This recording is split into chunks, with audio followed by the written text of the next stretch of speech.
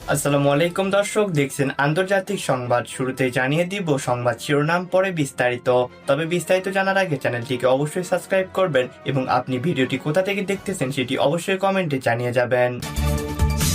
যুদ্ধের মধ্যে আটক মার্কিন নাগরিককে মুক্তি দিল ইরান, কৃতজ্ঞতা ট্রাম্পের। পুরো মধ্যপ্রাচ্য গুড়িয়ে দেওয়ার হুঁশিয়ারি ইরানের। বাহরাইনে মার্কিন পঞ্চম নৌবহরে ফের হামলা ইরানের। মার্কিন সামরিক স্থাপনায় ইরানের পাল্টা হামলা। ইরানে দীর্ঘ প্রায় ৮ মাস বন্দী থাকার পর অবশেষে মুক্তি পেয়েছেন এক মার্কিন নারী। মার্কিন প্রেসিডেন্ট ডোনাল্ড ট্রাম্প নিজেই ওই নারীর মুক্ত হওয়ার বিষয়টি নিশ্চিত করেছেন। বুধবার ট্রাম্প তার সোশ্যাল মিডিয়া প্ল্যাটফর্ম ট্রুথ সোশ্যালে পোস্ট করে জানান, তিনি এখন ইরানের বাইরে নিরাপদে এবং সুস্থ আছেন। এই সদিচ্ছাপূর্ণ সিদ্ধান্তের জন্য যুক্তরাষ্ট্র ইরানের প্রতি কৃতজ্ঞ। তবে ট্রাম্প ওই নারীর নাম প্রকাশ করেননি। কেন তাকে আটক করা হয়েছিল সে বিষয়ে বিস্তারিত কিছু বলেননি। শুধু উল্লেখ করেছেন তাকে অন্যায়ভাবে আটকে রাখা হয়েছিল। লক্ষণীয় বিষয় হলো, এই মুক্তির ঘোষণা এসেছে ইরানের উপর যুক্তরাষ্ট্রের নতুন করে হামলা শুরুর মাঝেই। ৭ জুলাই থেকে ইরানে মার্কিন হামলা চলছে এবং গতকাল বুধবার পঞ্চম দিনের আক্রমণ চালানো হয়েছে। এর মধ্যেই ইরান এই মার্কিন নারীকে ছেড়ে দেয়। ট্রাম্পের পোস্টের পরপরই ওই নারীর আইনজীবী জ্যারেড গ্রেনসার বিবৃতি দিয়ে নাম প্রকাশ করেন। তিনি জানান, মক্কেলের নাম ডেনা কারারি। ইরানি বংশোদ্ভূত এই মার্কিন নাগরিককে শত্রু রাষ্ট্রের সঙ্গে সহযোগিতা ও গুপ্তচর বৃত্তির ভিত্তিহীন অভিযোগে আটক করা হয়েছিল। আইনজীবী বলেন, Dena কারারি children of Mehar foundation নামে একটি অলাভজনক সংস্থা চালাতেন, যা ব্যক্তিগত অনুদানের মাধ্যমে ইরানের দরিদ্র শিশুদের সাহায্য করত। এই কাজের কারণে তেহরানের নজরে পড়েন তিনি। বর্তমানে ডেনা কারারির ইরানের বাইরে নিরাপদে আছেন এবং যুক্তরাষ্ট্রে ফিরছেন। ইরানের অভ্যন্তরীণ কোনো গুরুত্বপূর্ণ স্থাপনা বা পরিকাঠামো লক্ষ্য করে মার্কিন সামরিক বাহিনী যদি কোনো ধরনের হামলা চালায়, তবে তার তীব্র জবাবে পুরো মধ্যপ্রাচ্য অঞ্চলের সমস্ত প্রধান অবকাঠামো একযোগে ধ্বংস করে দেওয়া হবে বলে সরাসরি হুমকি দিয়েছেন তেহরান। মার্কিন প্রেসিডেন্ট ডোনাল্ড ট্রাম্পের সাম্প্রতিক যুদ্ধকালীন হুমকির বিপরীতে ইরানের একটি শীর্ষ সামরিক সদর দপ্তরের পক্ষ থেকে এই কড়া সতর্কবার্তা জারি করা হয়েছে। ইরানের খাতাম আল আম্বিয়া সেন্ট্রাল হেডকোয়ার্টার্সের আনুষ্ঠানিক মুখপাত্র ব্রিগেডিয়ার জেনারেল ইব্রাহিম জুলফাগারি দেশীয় গণমাধ্যমে প্রকাশিত এক বিশেষ বিবৃতিতে এই চরম হুঁশিয়ারি উচ্চারণ করেন।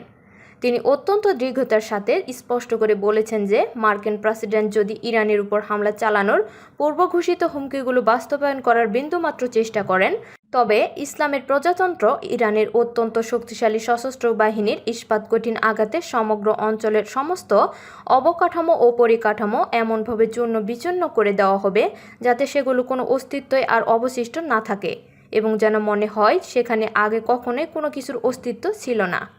এই কঠোর হুঁশিয়ারির পাশাপাশি ইরানের এই শীর্ষ সামরিক কর্মকর্তা বর্তমান যুদ্ধের অন্যতম প্রধান কেন্দ্রবিন্দু হরমুজ প্রণালীতে মার্কিন যুক্তরাষ্ট্রের যে কোনো ধরনের অনধিকার প্রবেশ ও হস্তক্ষেপের বিরুদ্ধেও তেহরানের অনমনীয় অবস্থানের কথা পুনর্ব্যক্ত করেছেন। তিনি দ্ব্যর্থহীন কণ্ঠে ঘোষণা দিয়ে বলেছেন, যে কোনো ধরনের পরিস্থিতিতে এবং কোনো উপায়েই তারা আমেরিকাকে একটি বহিরাগত এই অঞ্চলের বাইরের দেশ হিসেবে হরমুজ প্রণালীর অভ্যন্তরীণ বিষয়ে কোনো ধরনের হস্তক্ষেপ বা নাক গলাতে দেবে না। তিনি আরও জোর দিয়ে বলেন যে এই জলপথের সার্বিক নিয়ন্ত্রণ ও নিরাপত্তা রক্ষা করা ইরানের জন্য একটি অপরিহার্য লাল রেখা, যা কোনোভাবেই অতিক্রম করতে দেওয়া হবে না। ইরানের উপকূলীয় প্রতিরক্ষা ব্যবস্থা ও ক্ষেপণাস্ত্র ঘাঁটিতে বুধবার ২ দফায় হামলা চালিয়েছে যুক্তরাষ্ট্র। একই সঙ্গে ইরানের বন্দরগুলোতে আবারও নৌ অবরোধ আরোপ করা হয়েছে। এর জবাবে ইরান প্রতিবেশী কয়েকটি দেশে থাকা মার্কিন সামরিক স্থাপনায় হামলা চালিয়েছে। তেহরান এর সংঘাতকে যুক্তরাষ্ট্রের সঙ্গে অস্তিত্ব রক্ষার যুদ্ধ বলে উল্লেখ করেছেন। সাম্প্রতিক এই উত্তেজনা শুরু হয়েছে কয়েকদিন আগে ভঙ্গ হওয়া যুদ্ধবিরতির পর। এতে মধ্যপ্রাচ্যে আবারও পূর্ণাঙ্গ যুদ্ধ ছড়িয়ে পড়ার আশঙ্কা দেখা দিয়েছে। একই সঙ্গে ইরান গুরুত্বপূর্ণ হরমুজ প্রণালী দিয়ে জ্বালানি রপ্তানি বন্ধের হুমকিও পুনর্ব্যক্ত করেছে। ইরান গত শনিবার রাতে হরমুজ প্রণালী বন্ধের ঘোষণা দেওয়ার পর থেকেই পরিস্থিতি আর উত্তপ্ত হয়ে ওঠে। চলমান সামরিক অভিযানের কারণে বিশ্বের অন্যতম গুরুত্বপূর্ণ এই নৌপথে জাহাজ চলাচলও ব্যাহত হচ্ছে। যুদ্ধ শুরুর আগে বিশ্বের প্রায় 20% তেল ও গ্যাস এই প্রণালী দিয়ে পরিবহন হতো। এ অবস্থায় আন্তর্জাতিক বাজারে ব্র্যান্ড ক্রুড তেলের দাম বেড়ে ব্যারেল প্রতি $84.95 পৌঁছেছে, যা এক মাসের মধ্যে সর্বোচ্চ।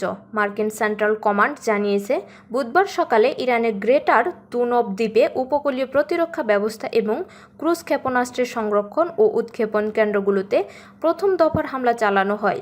প্রায় 9 ঘণ্টা পর দ্বিতীয় দফায় ইরানের বিভিন্ন শহরে হামলা হয়।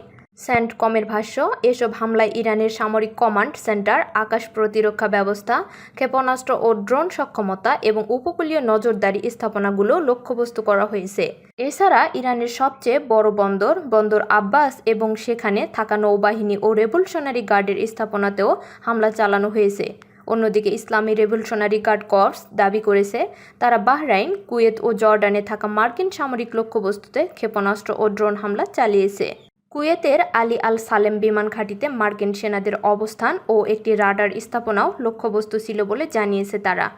মার্কিন কর্মকর্তারা জানিয়েছেন হরমুজ প্রণালী খুলে দেওয়ার উদ্দেশ্যে পরিচালিত অভিযানের অংশ হিসাবে ইরানের সামরিক সক্ষমতা দুর্বল করার চেষ্টা চলছে। এদিকে মার্কিন সামরিক বাহিনী জানিয়েছে ইরানের খার্গো দ্বীপের দিকে যাচ্ছিল এমন একটি খালি তেলবাহী জাহাজ বারবার সতর্ক করার পরও না থামায় সেটিকে হেলফায়ার ক্ষেপণাস্ত্র দিয়ে অচল করে দেওয়া হয়েছে।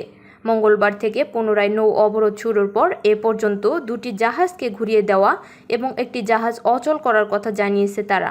ইরানের বিভিন্ন গণমাধ্যম জানিয়েছে বন্দর আব্বাস, আহভাজ, কোনারাক, সিরিক ও কেশম সহ বিভিন্ন এলাকায় বিস্ফোরণের ঘটনা ঘটেছে। এছাড়া রাজধানী তেহরানের দক্ষিণ পশ্চিমে খোন্দাব শহরেও অন্তত 2টি বিস্ফোরণের খবর পাওয়া গেছে। সম্ভাব্য হামলা ঠেকাতে তেহরানের আকাশে প্রতিরক্ষা ব্যবস্থা সক্রিয় করা হয়েছে। ইরানের রাষ্ট্রীয় টেলিভিশন IRIB জানিয়েছে আহভাজের একটি হাসপাতালের কাছে মার্কিন হামলা হয়েছে। ওই হাসপাতালের শিশুদের ক্যান্সার চিকিৎসা কেন্দ্র থাকায় রোগীদের সাময়িকভাবে সরিয়ে নেওয়া হয়েছে। প্রথম দফার হামলার পর ইরানের শীর্ষ নেতা মোহাম্মদ বাগের গালিবাফ বলেন, আমরা যুক্তরাষ্ট্রের সঙ্গে অস্তিত্ব রক্ষার যুদ্ধে আছি। তিনি হরমুজ প্রণালীতে ইরানের নিয়ন্ত্রণ বজায় রাখার উপরও জোর দেন। বাহরাইনে মার্কিন পঞ্চম নৌবহরে হামলা ও ড্রোন ভূপাতিত করেছে ইরান। বৃহস্পতিবার ইরানের ইসলামিক রেভলিউশনারি গার্ড কোর এ তথ্য জানায়। ইরানের আধা সরকারি বার্তা সংস্থা তাসনিমের মতে IRGC আরও দাবি করেছে যে তারা দক্ষিণ পশ্চিমাঞ্চলীয় শহর আন্দিমেশকের আকাশে একটি শত্রু MQ-9 ড্রোন ভূপাতিত করেছে।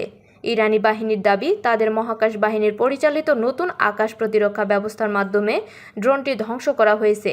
ইরাকে কুর্দি বাহিনী জানিয়েছে মার্কিন নেতৃত্বাধীন জোট উত্তরাঞ্চলীয় কুর্দিস্তান অঞ্চলের রাজধানী এরবিলের আকাশে বিস্ফোরক বোঝাই 8টি ড্রোন ভূপাতিত করেছে। সেখানে মার্কিন দূতাবাসের কাছে বিস্ফোরণের শব্দ এবং ধোঁয়া উঠতে দেখা গেছে, তবে কোনো হতাহতের খবর পাওয়া যায়নি। কয়েক মাস ধরে ইরান ও যুক্তরাষ্ট্রের মধ্যে উত্তেজনা প্রশমনের অন্যতম মধ্যস্থতাকারীর ভূমিকা পালন করছিল পাকিস্তান। তবে দুই দেশের মধ্যে নতুন করে সামরিক সংঘাত শুরু হওয়ায় ইসলামাবাদের সেই কূটনৈতিক উদ্যোগ কার্যত থমকে গেছে। কূটনৈতিক সূত্রগুলোর মতে একসময় ইরান ও যুক্তরাষ্ট্রকে আলোচনার টেবিলে ফেরানোর সম্ভাবনাময় কাঠামো হিসেবে বিবেচিত ইসলামাবাদ সমঝোতা স্মারক এখন প্রায় অকার্যকর হয়ে পড়েছে।